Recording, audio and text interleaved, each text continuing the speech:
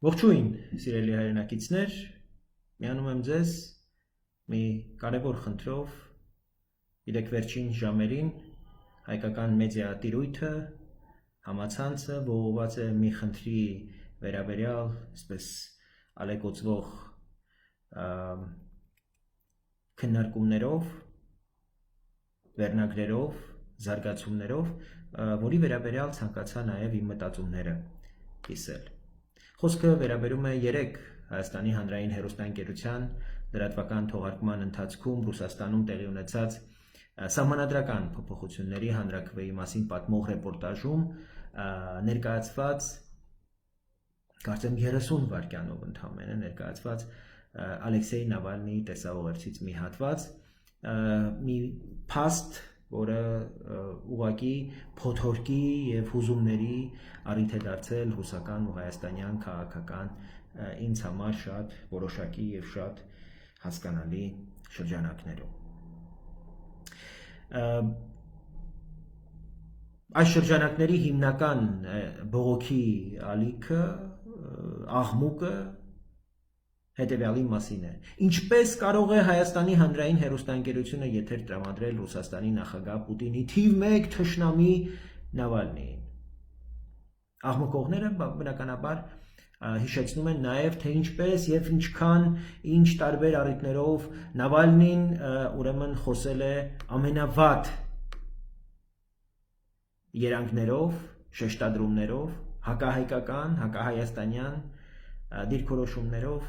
ուրեմն Նավալնին։ Եվ ռուսական այս շրջանակների բողոքի ալիքը ինձ համար դժվարությամբ, բայց ընկալելի ու հասկանալի է։ Ավտորիտար երկրներում սովորաբար երկրի առաջնորդը նույնացվում է պետության հետ, եւ Ռուսաստանը այստեղ բացառություն չէ։ Պուտինը նույնացվում է պետության հետ, եւ նրա դեմ հանդես եկող ցանկացած մեկը համարվում է հակապետական տար։ Սակայն չեմ կարող ոչ մի կերպ հասկանալ այս առիթով Հայաստանում ծավալված բողոքի ալիքը,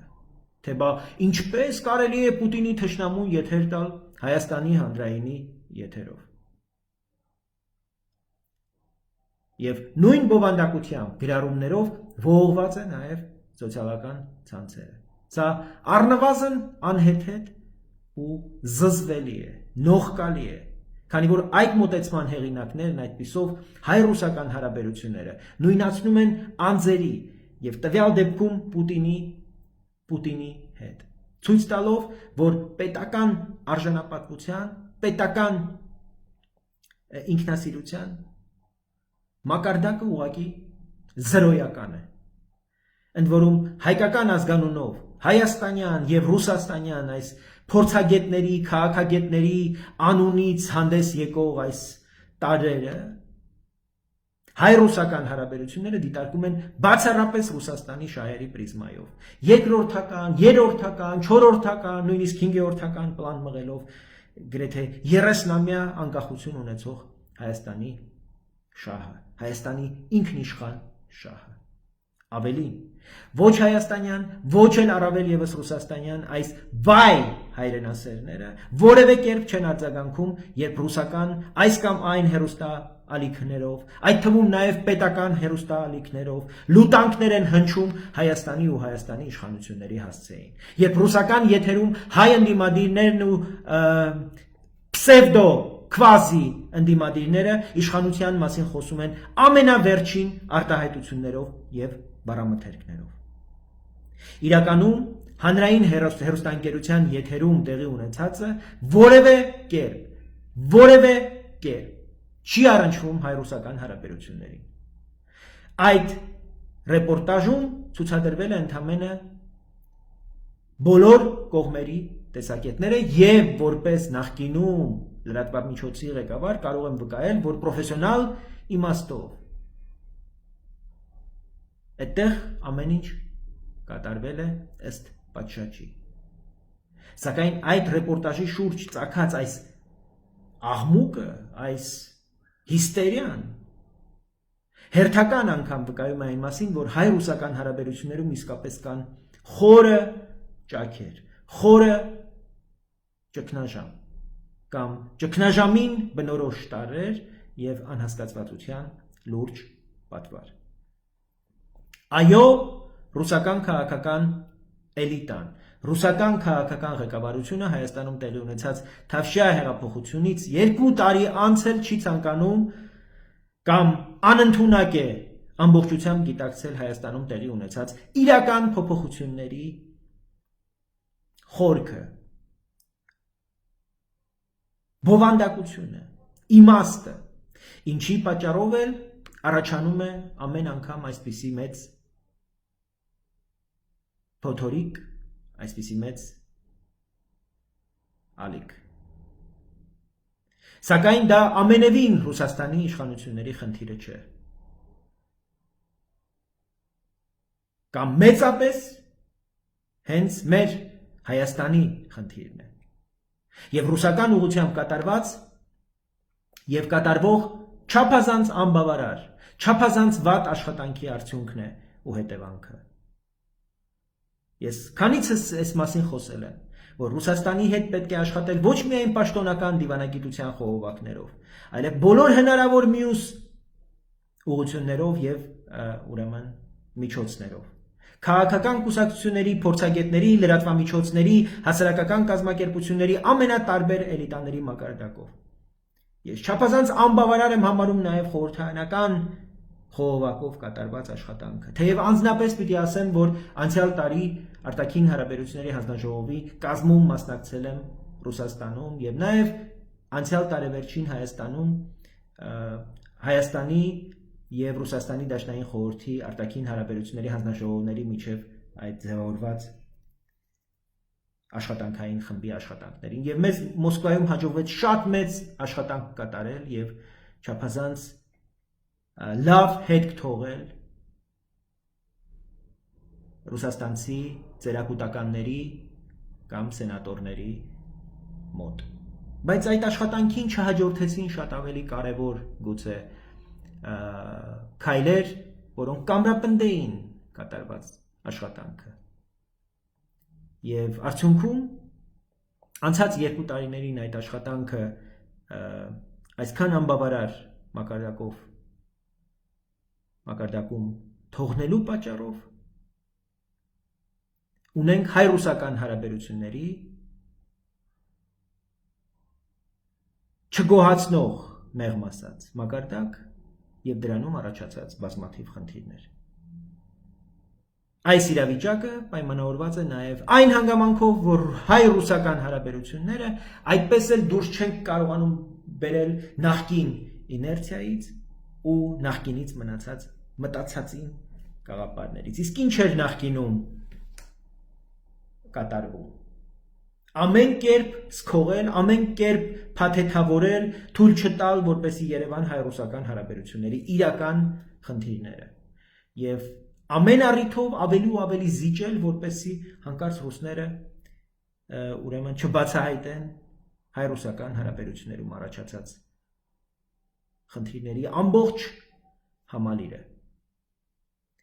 Եվ հիմա տպավորություն է ստեղծվում, թե ռուսական իշխանությունները ցանկանում են հետ բերել անցած 2 տարիներին իրենց կարծիքով ամբողջ կորսվածը, իսկ հայկական կողմը ցանկանում է վերադարձնել այն, ինչ կորցրել է անցած ավելի քան 20 եւ ավելի տարիներին։ Սա իմ համոզմամբ որևէ տեղ տանող ճանապարհ է։ Փակ շրջան է ըստ էության, որից պետք է հնարավորինս արագ դուրս գալ։ Հայ-ռուսական հարաբերություններում անթույլատրելի է առաջնորդվել կորցնելու կամ շահելու դրդապատճառներով։ Իրականում մենք հայերս եւ ռուս ժողովուրդը ունենք շահելու մի գերնպատակ։ Մեր երկրների միջև պիտի լինեն ամուր եւ եղբայրական հարաբերություններ, խարսխված մեր երկու երկրների շահերի արժանապատվության, ինքնիշխանության, շահի վրա։ Ընդ որում այդ հարաբերությունները որևէ կերպ չպետք է լինեն անձնավորված։ Որևէ առնչություն չպիտի ունենա, թե ով է Ռուսաստանի օրվա նախագահը կամ Հայաստանի առաջնորդը։ եւ այնպիսի ինստիտուցիոնալ հիմքեր պիտի դրվեն հայ-ռուսական հարաբերություններում, որոնք այդ հարաբերությունները պիտի թելադրող լինեն իշխանություններին, թե ինչպես պետք է զարգանան մեր երկու երկրների եւ ժողովուրդների միջև հարաբերությունները։ Հետևաբար մեր հարաբերությունները պետք է հնարավորինս արագ այս անձնավորված կաղապարներից դուրս բերել։ Այդ դեպքում ուղղակի 5-րդական հարց կլինի, թե մեր երկրներից որ հեռուստաընկերությունը ում է եթեր տրամադրում կամ ներկայացնում իր ռեպորտաժում։ Նման միջադեպերը լինելով տհաճ ու նողկալի, այդուհանդերձ ունեն մի շատ կարևոր դրական կողմ։ Դրանք հերթական անգամ մեզ բոլորիս հիշեցնում ու հազանգում են, որ այո, հայ-ռուսական հարաբերություններում կան խնդիրներ։ Այո, կան չափազանց վտանգավոր զարգացումներ եւ այդ բոլորը հաղթահարելու համար պետք է տքնաջան աշխատել բոլոր մակարդակներով եւ բոլոր հարթություններով։ Հայ-ռուսական հարաբերությունները երկուստեք կենսական նշանակություն եւ կարեւորություն ունեցող հարաբերություններ են եւ ոչ մենք, ոչ մեր ռուս եղբայրները իրավունք չունեն թույլ տալու, որպեսզի այդ հարաբերությունները վտանգվեն պայմանավորված անձնական գործոններով կամ այսպիսի դրվագներով։ Եթե այդ անձինք անգամ երկրի ղեկավարներ են կամ նրանց քաղաքական ընդդիմախոսները։ Այսքանն էի ուզում կիսվել ձեզ հետ, խնդրում եմ շարունակեք հետևել համաճարակի կանխարգելման բոլոր պատգամներին, բոլոր հորդորներին եւ ամենակարևորը շարունակեք այդ հորդորներին հետևելով պաշտպանել ձեր մերձավորներին, մեծահասակ ձեր հարազատներին, ծնողներին եւ ամենակարևորը մնացեք առողջ, կհանդիպենք